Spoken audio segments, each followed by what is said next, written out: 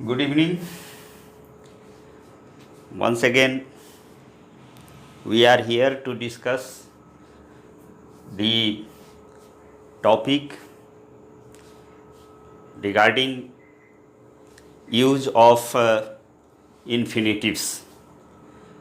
और अभी तक जो चर्चा हुई है इसके बारे में तो आप लोगों को बताया जा चुका है कि इन्फिनिटिव्स की बात मेन वर्ब के साथ होती है, अर्थात इन्फिनिटिव फॉर्म जो होता है वो मेन वर्ब का होता है। इसमें ऑक्सिलियरी वर्ब की कोई बात नहीं हो रही है। क्लासिफिकेशन ऑफ वर्ब्स के बारे में चर्चा हो चुकी है कि दो तरह का वर्ब होता है, मेन वर्ब और ऑक्सिलियरी वर्ब। मेन वर्ब का क्लासिफिकेशन का दो आधार बताया गया था, एक विथ ऑब्जेक्ट और विदाउट ऑब्जेक्ट, दूसरा विथ ऑब्जेक्ट के आधार पर जब वर्ब का क्लासिफिकेशन हुआ था तो उसको ट्रांजिटिव वर्ब कहा गया, और विदाउट ऑब्जेक्ट जब वर्ब का यूज किया गया तो उसको इंट्रांजिटिव वर्ब कहा गया। उसकी चर्चा विस्तृत रूप से हो चुकी है। फिर दूसरा आधार जो क्लासिफिकेशन का था कि whether the form of the verb is changed with the change in number और पर्सन ऑफ द सब्जेक्ट और with the change in the tense of the sentence और नॉट। अगर चेंज होगा तो उसको फाइनाइट वर्ब कहेंगे, और चेंज अगर नहीं होगा फॉर्म तो उसको नॉन फाइनाइट वर्ब कहेंगे। नॉन फाइनाइट वर्ब में फाइनाइट के बारे में कहा गया कि इसका फर्दर जो है सो एक्सटेंशन नहीं हुआ है, फाइनाइट वहीं पर रुक गया। बट नॉन फाइनाइट का फर्दर एक्सटेंशन हुआ है, और वो तीन तरह का नॉन फाइनाइट होता है, जिसमें पहली चर्चा हो रही है इन्फिनिटिव की, दूसरा पार्टिसिपल होता है। इन्फिनिटिव के बारे में आप लोगों को बताया जा चुका है कि इन्फिनिटिव जो है वो V1 form of the verbal word है, आइदर विथ टू और विदाउट टू, और इसमें इसका प्रयोग या तो वर्ब के रूप में किया जाता है या फिर ये नाउन का फोर्स लेके भी आ सकता है, नाउन के रूप में नाउन की जगह पर प्रयुक्त हो सकता है। उसकी बात बताई जा चुकी थी कि कैसे कैसे ये नाउन का हर काम कर सकता है। इन्फिनिटिव किसी वाक्य का ऑब्जेक्ट सब्जेक्ट बन सकता है, ऑब्जेक्ट बन सकता है, किसी वाक्य में वो कम्प्लीमेंट का काम कर सकता है।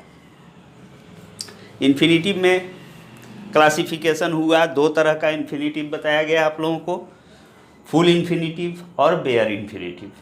फुल इन्फिनिटिव में कहा गया कि टू के साथ जब V1 फॉर्म आवे तो वो फुल इन्फिनिटिव कहलाएगा, और विदाउट टू जब आएगा तो बेयर इन्फिनिटिव कहलाएगा। फुल इन्फिनिटिव का यूसेज आपको बताया जा चुका है कि कहाँ कहाँ आपको फुल इन्फिनिटिव का प्रयोग करना है, मतलब 2 + V1 का प्रयोग करना है। उसकी चर्चा हो चुकी है। नाउ आज की चर्चा जो होगी वो होगी usage of bare infinitive.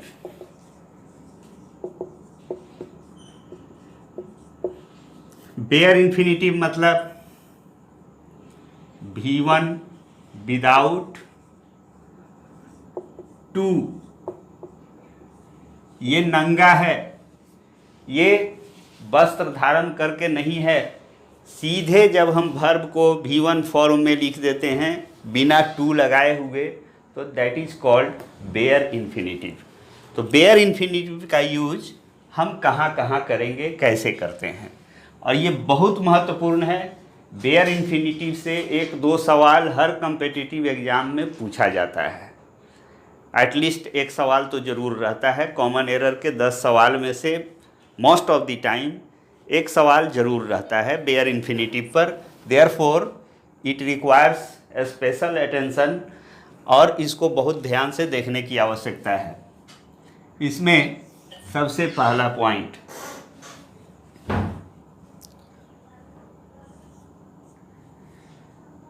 When A verbal word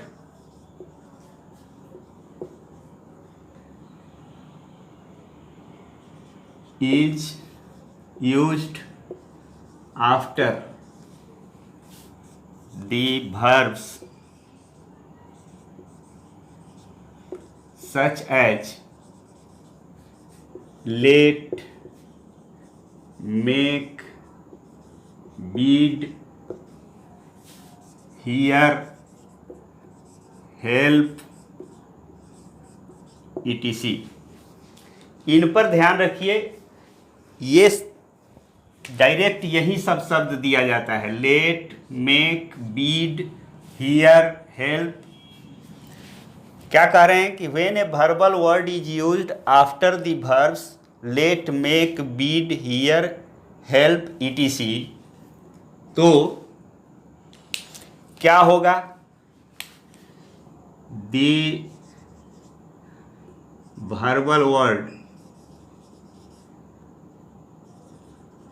must be in bare infinitive form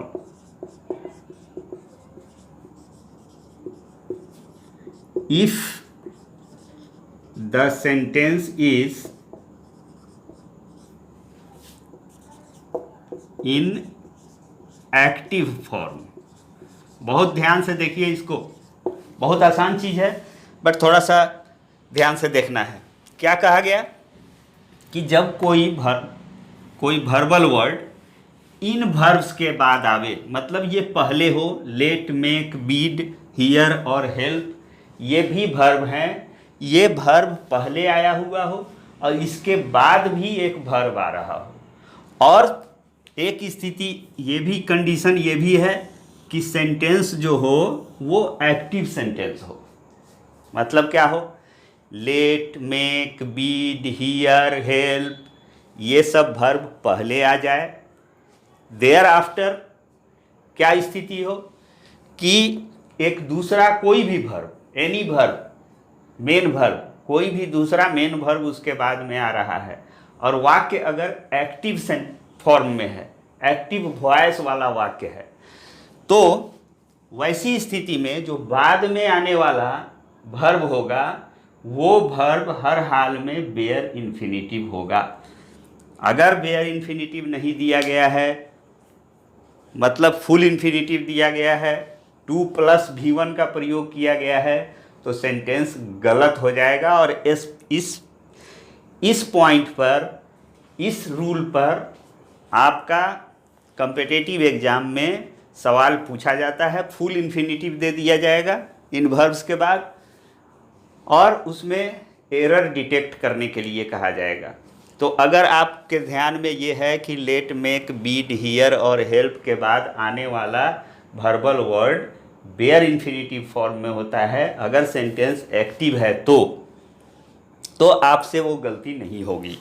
जैसे बहुत he made me to laugh, ये सेंटेंस दिया हुआ है, छोटा सा सेंटेंस है बट ये सेंटेंस गलत है। और गलती इसमें ये हुई है कि यहाँ पर फुल इन्फिनिटिव का मतलब 2 + V1 का प्रयोग किया गया है। अक्सर हाँ ये अच्छा लगता है कहना, he made me to laugh, but ये गलत है। ये अच्छा दिखाई देता है लेकिन ये बहुत गलत है, बिल्कुल ये इनकरेक्ट सेंटेंस है। This is an incorrect sentence and the error is that we have used full infinitive in this sentence despite the fact कि this infinitive is being followed, this infinitive follows, ये verb made के बाद में आ रहा है, जबकि let, made, make, bid, hear, help, इसके बाद अगर कोई वर्बल वर्ड आ रहा है तो उस वर्बल वर्ड का विदाउट टू प्रयोग किया जाना जरूरी है अगर सेंटेंस एक्टिव है।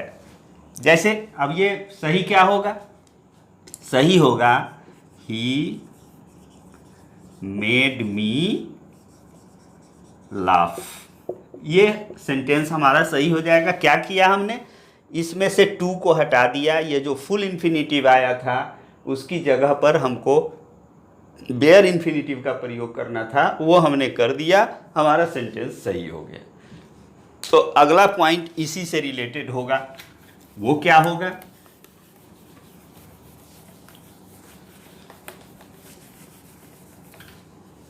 सेकेंड पॉइंट, बट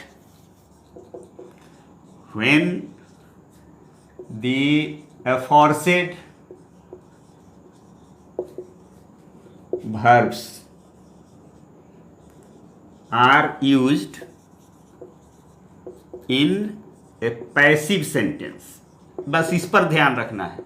अगर इनका प्रयोग, वो जो let, make, bid, hear, help, वो जो verbs हैं उनका प्रयोग अगर पैसिव सेंटेंस में किया गया है तो they are followed by full infinitive. बहुत खतरनाक है ये, इस पर सतर्क रहने की आवश्यकता है। पहला पॉइंट बताया गया, बहुत इंपॉर्टेंट पॉइंट, कि अगर let, make, bed, hear, help के बाद में कोई वर्बल वर्ड आ रहा है और वाक्य एक्टिव है तो वहाँ पर हमको सिर्फ और सिर्फ बेयर इन्फिनिटिव का प्रयोग करना है। जो सब्सिक्वेंट वर्बल वर्ड, मतलब बाद में आने वाला जो वर्बल वर्ड होगा उसमें हमको बेयर इन्फिनिटिव का प्रयोग करना है। लेकिन अगर वाक्य पैसिव हो जाएगा तो सिचुएशन चेंज हो जाएगा। पहले हमको ये भी देखना है कि लेट, मेक, बेड, हियर का प्रयोग जो किया जा रहा है वो एक्टिव सेंटेंस में किया जा रहा है या पैसिव सेंटेंस में किया जा रहा है। अगर एक्टिव सेंटेंस में किया जा रहा है तो बेयर इन्फिनिटिव का यूज होगा, अगर वो पैसिव सेंटेंस में प्रयोग किया जा रहा है तो फुल इन्फिनिटिव का प्रयोग होगा। अब फिर अगर उस वहाँ फुल इन्फिनिटिव पैसिव सेंटेंस हो और फुल इन्फिनिटिव का यूज आप नहीं कर रहे हैं तो सेंटेंस आपका गलत हो जाएगा। जैसे he made me laugh, ये आपने देखा था कि ये सेंटेंस सही है और यह सेंटेंस एक्टिव में है तो एक्टिव सेंटेंस है, और let, make, bid, hear, help के बाद वर्बल वर्ड आ रहा है तो वो बेयर इन्फिनिटिव होगा। इस रूल को फॉलो किया जा रहा है, therefore the sentence is correct. But I was made laugh by him, ये सेंटेंस दिया हुआ है। अब ये सेंटेंस गलत हो जाएगा। अब देखिए यहाँ पर भी वही सिचुएशन है, मेड के बाद में वर्बल वर्ड आया हुआ है तो लेट, मेक, बीड के बाद आने वाला वर्बल वर्ड आपको बताया गया कि वो जो है बेयर इन्फिनिटिव फॉर्म में होगा। यहाँ बेयर इन्फिनिटिव फॉर्म में दिया गया है तो इसको सही होना चाहिए था, लेकिन ये सेंटेंस गलत हो गया। तो सिचुएशन यहाँ चेंज्ड है, उसको आपको ध्यान रखना पड़ेगा कि ये सेंटेंस क्या है, ये पैसिव है। और जब उन वर्ब्स का let, make, bid, hear, help, इन वर्ब्स का प्रयोग पैसिव सेंटेंस में अगर किया जा रहा है तो वैसी स्थिति में उसके साथ फुल इन्फिनिटिव का प्रयोग करना पड़ेगा आपको। I was made to laugh by him. अब ये आपका सेंटेंस सही हो गया, क्योंकि पैसिव सेंटेंस होने के कारण हमको यहाँ पर फुल इन्फिनिटिव का प्रयोग करना जरूरी है, नहीं करेंगे तो सेंटेंस हमारा गलत होगा। I think it is clear, so we should proceed towards the next point. Next point also is very important. इसका हर पॉइंट, बेयर इन्फिनिटिव का हर point examination point of view से बहुत महत्वपूर्ण है। तो थर्ड पॉइंट हम आते हैं, bare infinitive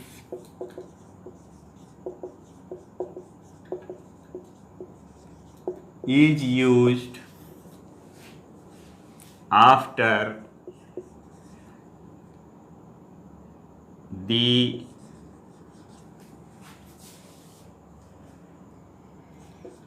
modal auxiliary verbs।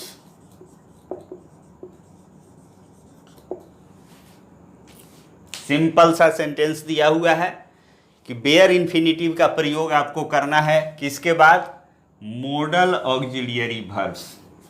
Model auxiliary verbs इनकी संख्या है 13। वो मॉडल, जब ऑक्सिलियरी वर्ब्स की चर्चा होगी उसमें सबके बारे में डिटेल जानकारी दी जाएगी। अभी आप ये जान लीजिए कि मॉडल ऑक्सिलियरी वर्ब 13 है, वो कौन कौन सा है। सिर्फ इतनी बात आपको ध्यान में रखना है, शैल, विल, मे, कैन, फिर शुड, वुड, माइट, कुड। 4 4 8 हो गया। फिर नीड नॉट, डेयर नॉट, 8 2 10 हो गया। आउट टू, यूज्ड टू, 10 2 12 हो गया। और मस्ट हो गया, ये 13 हो गया। ये 13 जो वर्ब्स हैं ये ऑक्सिलियरी वर्ब्स हैं, इनको मॉडल ऑक्सिलियरी वर्ब्स कहा जाता है। बस यहाँ तक, यहाँ की चर्चा के लिए सिर्फ इतने ध्यान में रखिए कि ये 13 मॉडल ऑक्सिलियरी वर्ब्स हैं और इसमें से कोई भी वर्ब अगर आया हुआ है किसी सेंटेंस में तो इसके बाद जो वर्बल वर्ड आएगा, मेन वर्ब जो आएगा, उस मेन वर्ब का V1 फॉर्म में होना जरूरी है और V1 में भी विदाउट टू होना जरूरी है। मतलब बेयर इन्फिनिटिव का ही प्रयोग आप कर सकते हैं, फुल इन्फिनिटिव का प्रयोग नहीं कर सकते हैं। कीजिएगा, सेंटेंस आपका गलत हो जाएगा। जैसे हम कहें आई शैल टू गो देयर, ये सेंटेंस गलत सेंटेंस है। क्या गलती हो गई है भाई? इसमें गलती ये हुई है कि आप एक मॉडल ऑक्सिलियरी वर्ब, इस 13 भाई में से कोई भी भाई आया हुआ है तो मॉडल ऑक्सिलियरी वर्ब है, और मॉडल ऑक्सिलियरी वर्ब के बाद फुल इन्फिनिटिव का यूज प्रतिबंधित है, उसका प्रयोग नहीं करना है। क्या करना है? करना है आपको बेयर इन्फिनिटिव का यूज करना है, मतलब विदाउट टू यूज करना है। आई शैल गो देयर, बस ये सेंटेंस सही हो जाएगा। तो ये तीसरा पॉइंट कि किसी भी मॉडल ऑक्सिलियरी वर्ब के बाद आपको फुल इन्फिनिटिव का यूज नहीं करना है। अब एक सवाल उठता है कि क्या कोई ऐसी स्थिति है जिसमें मॉडल ऑक्सिलियरी वर्ब के बाद में हम फुल इन्फिनिटिव का प्रयोग कर सकें? तो है, वो एक विशेष परिस्थिति है। वो कौन सी परिस्थिति है इसको मैं एक्सप्लेन कर रहा हूं। That is point number 4।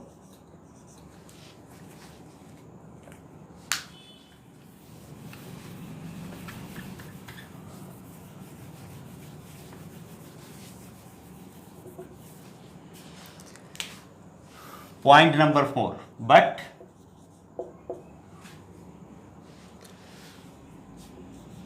Full infinitive can be used after a modal auxiliary verb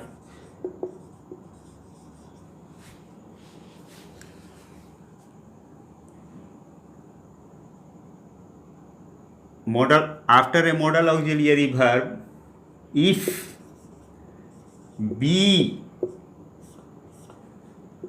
is placed between the MAV मैं शॉर्ट में लिख रहा हूं मॉडल ऑक्सिलियरी वर्ब के लिए MAV if B is placed between the MAV and the main verb। जरा इसको ध्यान से देखिए कि फुल इन्फिनिटिव का प्रयोग किया जा सकता है। अंग्रेजी ग्रामर में यही चीज़ टिपिकल है कि किसी जगह पर हम कोई चीज़ का यूज नहीं कर सकते हैं, लेकिन दूसरी जगह थोड़ा सा सिचुएशन अगर चेंज होगा तो उसका यूज किया जा सकता है। तो इन सारी चीज़ों को ही समझना है आपको, इस पर विशेष ध्यान देने की आवश्यकता है। हमने कहा कि मॉडल ऑक्सिलियरी, इसके जस्ट पहले वाले पॉइंट में कहा गया आपको कि मॉडल ऑक्सिलियरी वर्ब्स के बाद में आप फुल इन्फिनिटिव का यूज नहीं करेंगे, नहीं करना है, बेयर इन्फिनिटिव का यूज करना है। अभी हम कह रहे हैं कि फुल इन्फिनिटिव का प्रयोग होगा, हो सकता है अगर क्या हो कि ये मॉडल ऑक्सिलियरी वर्ब और मेन वर्ब के बीच में अगर बी का यूज कर दिया गया हो तो फुल इन्फिनिटिव का प्रयोग हो सकता है। जैसे आप देखिए, आई शैल टू गो देयर, ये पिछले एग्जाम्पल में भी ये सेंटेंस दिया गया था और कहा गया था कि this is an incorrect sentence because यहाँ पर शैल मॉडल ऑक्सिलियरी वर्ब है और उसके बाद फुल इन्फिनिटिव का यूज किया गया है, जो गलत होता है। ये सेंटेंस गलत हो गया था, इसको सही किया गया था कि आई शैल गो देयर। ये कहा गया था कि ये सेंटेंस सही है क्योंकि शैल मॉडल ऑक्सिलियरी वर्ब है और उसके बाद में बेयर इन्फिनिटिव का प्रयोग किया गया है, V1 विदाउट टू का प्रयोग किया गया है, therefore this sentence was correct. अब एक तीसरी स्थिति है जो इस पॉइंट से रिलेटेड है, वो हम कह रहे हैं कि I shall be to go there. ये सेंटेंस भी सही है। अब देखिए भाई, यहाँ शैल आया था और टू गो हमने दिया था तो सेंटेंस गलत हो गया था और कहा गया कि टू हटा दीजिए तो सही हो जाएगा। यहाँ पर हम दे रहे हैं टू गो, यहाँ शैल आया हुआ है और टू गो हम लिख रहे हैं और कह रहे हैं कि सेंटेंस सही है। तो ये बात सही है, ये सेंटेंस सही है, इसमें कहीं कोई दो मत नहीं है। एक यहाँ पर परिवर्तन क्या हुआ है कि ये मॉडल ऑक्सिलियरी वर्ब, जो पॉइंट यहाँ पर लिखा गया है, MAV और मेन वर्ब के बीच में अगर बी आ गया हो तो फुल इन्फिनिटिव का यूज होगा। तो ये मॉडल ऑक्सिलियरी वर्ब और ये मेन वर्ब है, इसके बीच में बी आ गया तो ये क्या हो गया, अब यहाँ पर बी आ जाने के बाद हम फुल इन्फिनिटिव का यूज कर सकते हैं। उसके लिए हम अधिकृत हो जाते हैं, उसके लिए हम ऑथराइज्ड हो जाते हैं। अब एक सवाल उठेगा कि बड़ा ज़ोर शोर से आप इसके पहले वाले पॉइंट में बता रहे थे कि भैया मॉडल ऑक्सिलियरी वर्ब के बाद बेयर इन्फिनिटिव आएगा, विदाउट टू वर्ब आएगा, और यहाँ क्या उसको चेंज कर दिया गया? क्या उस रूल का वायोलेशन हो गया? मेरा जवाब है कि नहीं, कोई वायोलेशन नहीं हुआ। वो रूल फिक्स्ड है कि bare infinite modal auxiliary verb के बाद सिर्फ और सिर्फ बेयर इन्फिनिटिव आएगा मतलब ओरिजिनल फॉर्म में वर्ब होगा, विदाउट टू होगा। इस कंडीशन से यहाँ भी कॉम्प्रोमाइज़ नहीं किया गया है। कैसे? ये बी जो है ये अपने आप में एक वर्ब है, मेन वर्ब है, और यहाँ पर इसका प्रयोग जो किया गया है वो विदाउट टू किया गया है। तो इसका जो कंडीशन था वो कंडीशन फुलफिल हो गया कि ये बेयर इन्फिनिटिव लेता है अपने बाद।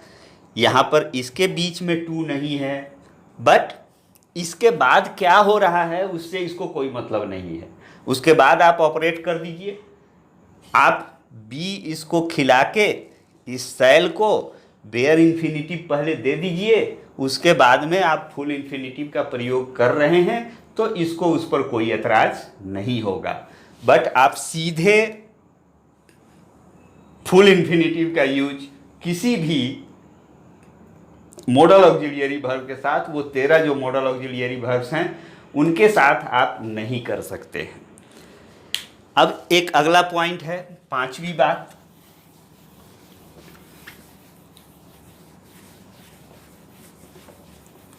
बहुत महत्वपूर्ण पॉइंट है ये भी, पांचवी बात।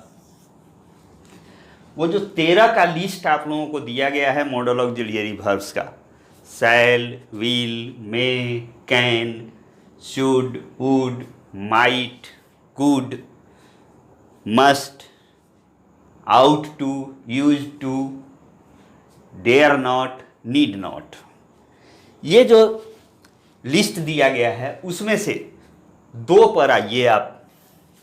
दी एम ए भी, मतलब मॉडल ऑक्सिलियरी वर्ब एम ए भीज कर देते हैं।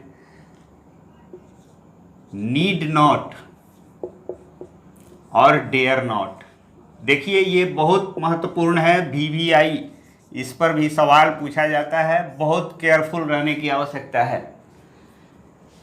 नीड नॉट और डेयर नॉट, उस 13 में से दो की मैं बात कर रहा हूँ, 13 की मैं बात नहीं कर रहा हूँ। उसमें से ये नीड नॉट और डेयर नॉट जो हैं can be used as main verb when they are placed without ये नॉट,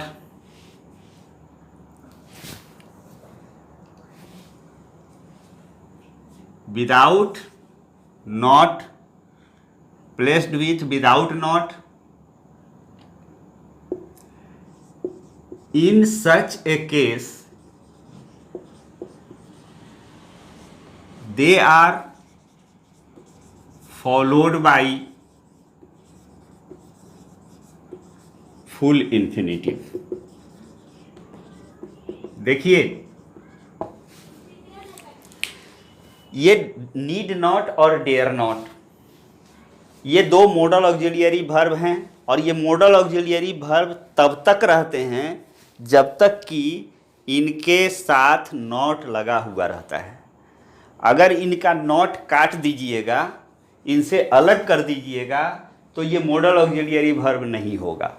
तो क्या होगा? ये मेन वर्ब हो जाएगा। और जब मेन वर्ब के रूप में इसका प्रयोग किया जा रहा हो, मतलब नॉट उसका काट दिया गया हो,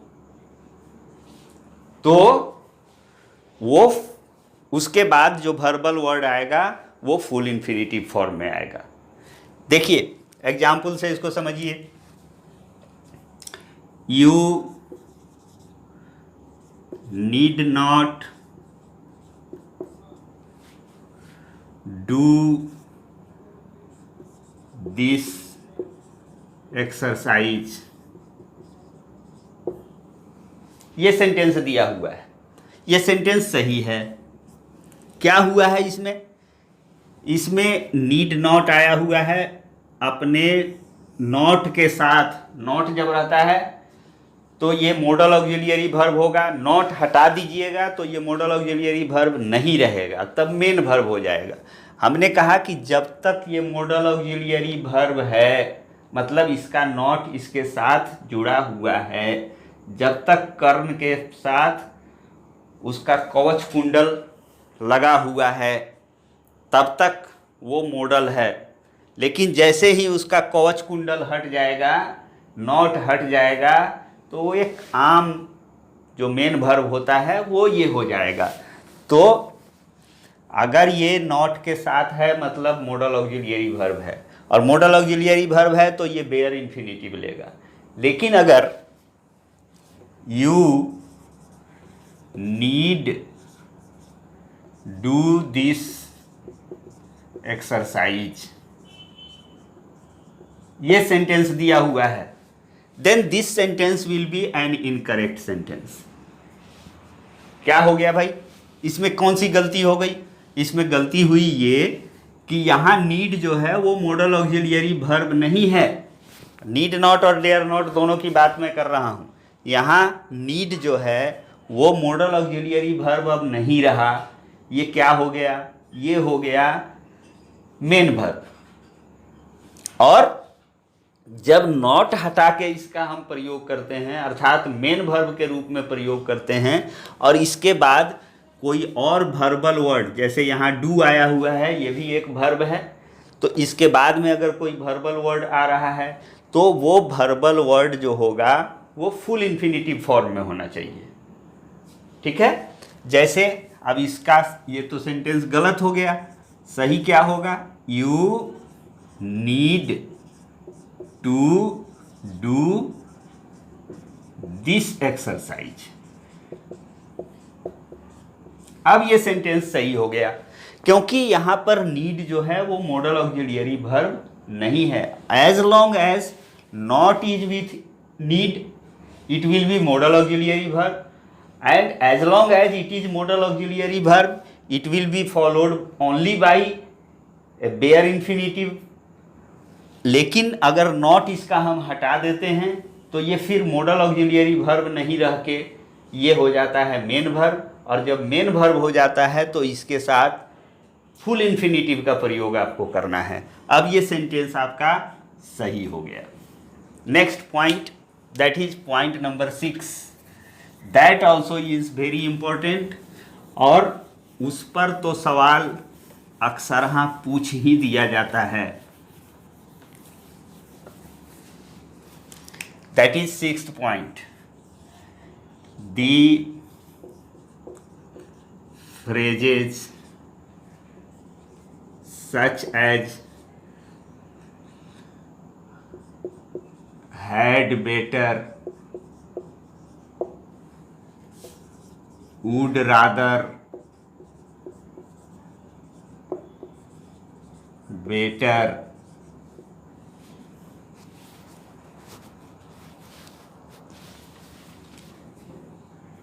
sooner than, etc. are followed by bare infinitive। मतलब ये हैड बेटर फ्रेज दिया हुआ हो, वुड रादर दिया हुआ हो, बेटर, सूनर देन, ये सब आया हुआ हो, इस पर खूब सवाल पूछा जाता है और इसमें बहुत सारे विकेट जो हैं गिरते हैं, क्योंकि मन करता है, जो ज़्यादा अंग्रेजी के जानकार होते हैं उनको मन करता है कि टू लगा दें यहाँ पर, जबकि वो गलत हो जाएगा आपका। जैसे आई would rather,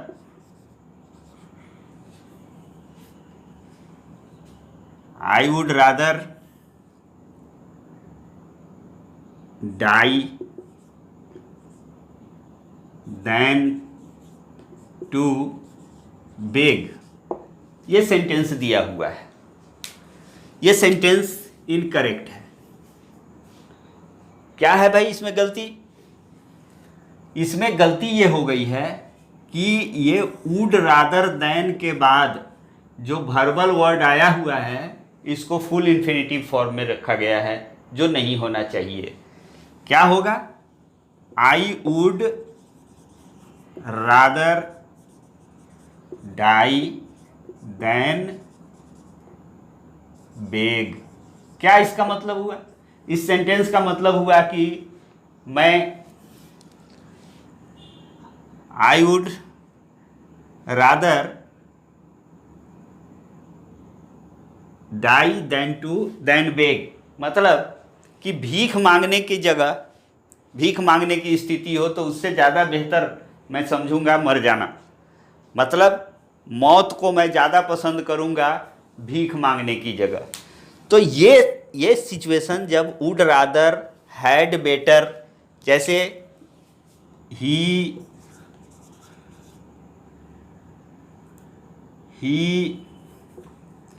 had better stop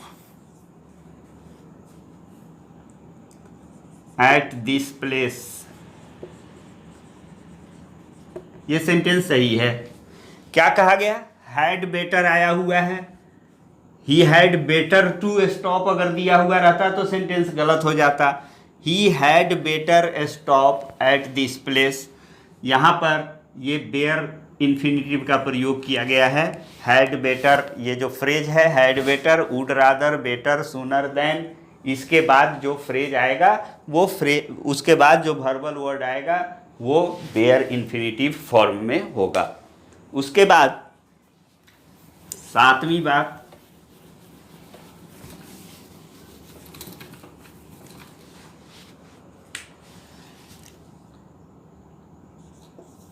the verbs coming after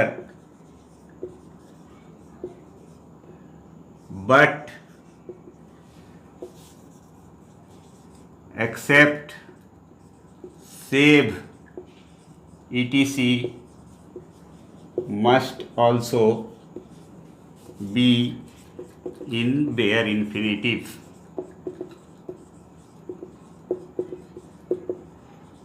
जैसे he does nothing